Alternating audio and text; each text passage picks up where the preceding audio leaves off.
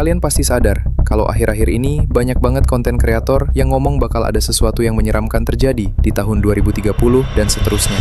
Waktu terakhir kalian untuk keluar dari tempat kalian adalah 5 tahun lagi, yaitu di 2030.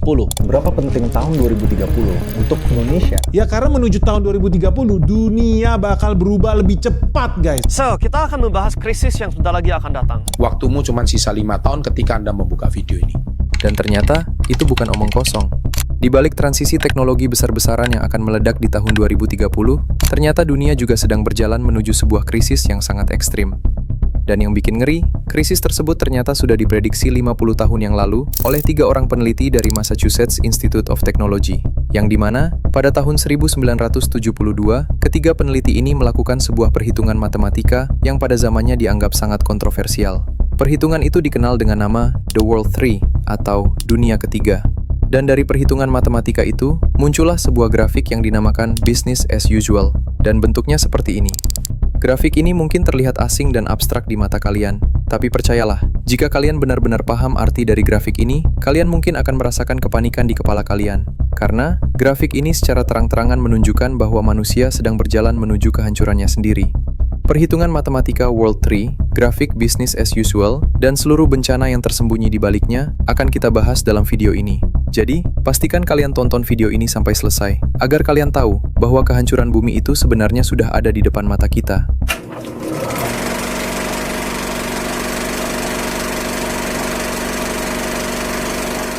Sebelum kita masuk ke pembahasan berat tentang perhitungan matematika World 3 dan grafik-grafiknya, pertama-tama kalian harus paham dulu kenapa perhitungan ini dibuat. Semua ini berawal ketika 3 peneliti dari Massachusetts Institute of Technology mencoba memahami pola dari setiap peradaban manusia, baik dari peradaban modern maupun peradaban kuno yang sudah runtuh ribuan tahun lalu. Mereka melihat bagaimana Romawi tumbang karena tanahnya rusak, bagaimana Sumeria hancur setelah sumber airnya habis, dan bagaimana bangsa Maya jatuh akibat gagal menjaga lingkungannya. Dari situ mereka sadar, ada pola yang sama berulang dari zaman ke zaman, yaitu manusia selalu memaksakan semua aspek di peradabannya untuk terus naik. Ekonomi harus naik, populasi harus naik, industri harus naik, bahkan standar hidup pun harus naik. Garis besarnya, ambisi manusia itu nggak pernah mau turun, sedangkan di sisi lain, kapasitas bumi nggak bisa ikut naik. Bumi punya batas yang jelas sejak awal ia diciptakan. Jumlah air tetap, kesuburan tanah ada batasnya, mineral, energi fosil, dan ekosistem pun ada batasnya. Dengan kata lain, manusia itu adalah satu-satunya spesies yang selalu memaksakan pertumbuhan tanpa batas, padahal dia tinggal di planet yang batasnya terlihat jelas di depan mata.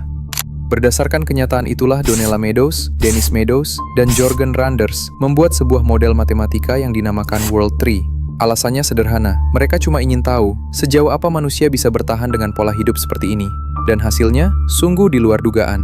Model matematika itu menunjukkan bahwa manusia sedang berjalan menuju kehancurannya sendiri. Bukan karena alien, bukan karena kiamat agama, bukan karena asteroid, tapi karena keserakahan manusia itu sendiri. Dalam perhitungan matematika World 3, ada 5 variabel utama yang dijadikan acuan untuk melihat apakah manusia bisa bertahan atau tidak. Kelima variabel itu adalah populasi manusia, produksi makanan, industri, polusi, dan sumber daya alam. Kelima variabel ini saling tarik-menarik, dan jika salah satunya jatuh, yang lain pun akan ikut jatuh seperti domino. Para peneliti lalu mengumpulkan data-data aktual dari masing-masing variabel, kemudian mereka memasukkan data-data tersebut ke dalam simulasi komputer, mengkalkulasikannya dengan pendekatan matematika, lalu muncullah sebuah grafik. Grafik ini dinamakan business as usual. Grafik ini menggambarkan kondisi dunia dari tahun 1900 sampai tahun 2100. Agar lebih jelas, mari kita pakai versi grafik yang berwarna. Pertama-tama, coba kalian perhatikan garis resources atau sumber daya. Garisnya ada di posisi paling atas, dan terus menurun dari tahun 1900 sampai tahun 2100. Penurunan ini mengindikasikan bahwa semua sumber daya alam yang jadi fondasi peradaban manusia, seperti minyak, gas, mineral, logam, terus berkurang dari tahun ke tahun. Lalu ada garis industrial output atau produktivitas industri. Garis ini naik tajam sejak revolusi industri kedua, kemudian mencapai puncaknya di sekitar tahun 2040 hingga 2050. Setelah itu, runtuh dengan sangat cepat. Keruntuhan ini mengindikasikan bahwa saat resources atau sumber daya di bumi habis, maka dunia industri pun akan mengalami keruntuhan. Selanjutnya ada garis food. Food di sini bukan cuma tentang makanan saja. Food di sini berarti kemampuan bumi untuk menghasilkan pangan, seperti pertanian, peternakan, kesuburan tanah, air bersih, dan lain-lain. Garis ini awalnya naik, lalu terjun bebas di sekitar tahun 2030. Ini artinya, dalam masa tersebut manusia akan gagal memproduksi pangan. Bukan karena petani jadi malas, tapi karena tanah makin rusak, air bersih mulai habis, serta pupuk yang semakin langka. Di sisi lain, polusi akan terus naik dengan sangat cepat tanpa pernah turun atau membaik. Ini menunjukkan bahwa lingkungan hidup kita akan semakin tercemar, semakin beracun, dan semakin tidak layak untuk dihuni. Dan terakhir ada garis yang paling jelas dan paling menyeramkan, yaitu garis populasi. Kalian bisa lihat kalau populasi manusia itu terus naik dari tahun ke tahun. Sampai akhirnya, sekitar tahun 2040 sampai 2050, grafiknya tiba-tiba turun drastis. Penurunan ini bukan karena orang-orang udah nggak mau punya anak, tapi karena angka kematian manusia yang meledak.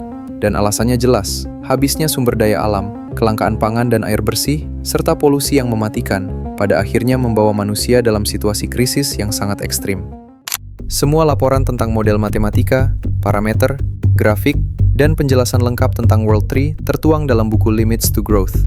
Namun, ketika buku ini dirilis tahun 1972, reaksi dunia justru jauh dari kata antisipasi. Para peneliti di baliknya bukan cuma dikritik, mereka dihina, ditertawakan, dan diserang oleh banyak pihak besar. Mulai dari perusahaan raksasa, pemerintahan Amerika Serikat, para ekonom ternama, sampai media massa, semua menolak mentah-mentah isi buku ini. Buku ini dicap sebagai anti pembangunan, anti pertumbuhan ekonomi, bahkan ramalan kiamat palsu. Dan alasan utamanya sederhana. Tahun 1970-an adalah masa ketika ekonomi dunia sedang digenjot habis-habisan oleh para penguasa. Siapapun yang berani bilang pertumbuhan tak bisa selamanya naik akan langsung dianggap musuh. Sebuah ironi yang amat menyedihkan. Ketika ada segelintir orang yang peduli pada nasib umat manusia, mereka justru diserang, dipermalukan, dan gagasannya tidak pernah mau dikaji ulang. Hingga akhirnya, sampailah kita di tahun 2020, tahun ketika dunia sibuk melawan pandemi. Sementara di balik layar, ada satu orang yang diam-diam memutuskan untuk memeriksa kembali ramalan 50 tahun lalu. Namanya Gaya Harrington, seorang peneliti dari Harvard sekaligus analis di KPMG. KPMG itu sendiri adalah salah satu perusahaan konsultan terbesar di dunia, tempat berbagai pemerintahan dan korporasi global mencari jawaban. Harrington memutuskan untuk menguji kebenaran buku Limits to Growth. Dia mengumpulkan data-data dari 5 variabel utama yang ada dalam model matematika World Tree, mulai dari tahun 1972 hingga 2020. Semuanya data real, bukan asumsi, bukan pula angka kira-kira. Kemudian data itu dia olah dengan model matematika yang sama. Dan hasilnya bukan cuma mengejutkan, tapi seperti tamparan keras ke wajah seluruh dunia. Hasil simulasi para peneliti pada tahun 1972 dengan hasil simulasi Harrington tahun 2020 sama persis. 90% kurvanya identik, puncaknya sama, bentuk polanya sama, arah keruntuhannya sama. Dan pada titik ini dunia sadar bahwa grafik business as usual bukan ramalan kiamat. Grafik business as usual bukan teori konspirasi. Grafik business as usual bukan pula fantasi negatif tahun 70-an. Grafik business as usual adalah cerminan masa depan yang sekarang sedang kita jalani. 50 tahun setelah semua cemoohan, kritik, dan penolakan, dunia nyata akhirnya berjalan tepat seperti yang diprediksi oleh para peneliti MIT. Bahwa ternyata, kita sedang berada di jalur yang dari dulu sudah diberi nama business as usual, skenario kehancuran peradaban manusia. Dan apakah kalian sadar kenapa grafik itu dinamakan business as usual? Karena sesuai namanya, berjalan seperti biasa. Ini bukan skenario terburuk, ini bukan skenario untuk menakut-nakuti, ini bukan pula sebuah mimpi buruk. Business as usual adalah skenario paling realistis yang akan terjadi jika manusia tidak berubah. Dan kenyataannya, manusia memang tidak pernah berubah. Dan sekarang di tahun 2025, semua ramalan itu mulai muncul satu persatu. Dalam proyeksi ketahanan pangan global menuju tahun 2050 yang dirilis oleh Organisasi Pangan dan Pertanian Dunia, ada satu kesimpulan yang cukup mengerikan, yaitu, meskipun produksi pangan dunia ditingkatkan, peningkatan tersebut tidak cukup untuk menjamin keamanan pangan seluruh umat manusia. FAO juga memperingatkan bahwa negara-negara di Afrika dan Asia Selatan akan menghadapi krisis air bersih yang parah, dan beberapa wilayahnya sudah mencapai batas maksimal lahan produktif yang bisa digunakan untuk pertanian. Dengan kata lain, kita butuh makanan lebih banyak, tapi bumi sudah tidak sanggup lagi menyediakan lahannya. Lalu di tahun 2022, Badan Perubahan Iklim Dunia di bawah PBB merilis laporan yang menyatakan bahwa perubahan iklim telah menyebabkan kerusakan besar dan semakin banyak kerugian yang tidak bisa dipulihkan pada sistem lahan, air tawar, dan ekosistem laut. With fact upon fact, this report reveals how people on the planet are getting clobbered by climate change.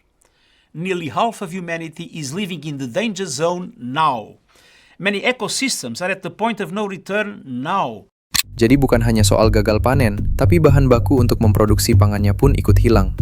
Dan yang paling mengerikan datang dari WHO, Organisasi Kesehatan Dunia. Per tahun 2025 ini, WHO menyatakan bahwa 99% populasi dunia menghirup udara yang sudah melewati batas aman menurut standar kami. Itu artinya, 99% semua manusia di bumi ini sedang menghirup zat-zat beracun yang bukan cuma merusak tubuh, tapi juga memperburuk perubahan iklim. Dan ingat, semua kutipan barusan bukanlah teori konspirasi. Itu semua adalah kutipan resmi yang dikeluarkan oleh organisasi-organisasi PBB. Dan itu baru sebagian kecil bukti bahwa apa yang ditunjukkan oleh para peneliti dalam grafik business as usual bukanlah ramalan belaka. Pada akhirnya, kita sebagai manusia memanglah spesies paling serakah di muka bumi ini. Kita sadar apa yang kita lakukan itu salah, tapi kita tetap melakukannya setiap hari. Kita tahu batas bumi, kita tahu kapasitas alam, kita tahu konsekuensinya, tapi bodohnya kita tetap nekat melewatinya. Dan sekarang, pertanyaannya bukan lagi kapan kiamat akan datang, atau akankah manusia punah. Karena sejatinya, kita sendiri sedang ada dalam skenario kehancuran tersebut. Dan setelah kalian melihat semua data, semua grafik, semua penelitian, dari MIT, Harvard, PBB, WHO, coba tanyakan satu hal sederhana pada diri kalian. Masih yakin krisis di tahun 2030 cuma rumor? Karena kehancuran peradaban itu bukanlah satu kejadian besar dadakan. Runtuhnya peradaban terjadi karena ribuan keputusan kecil yang kita pilih setiap hari.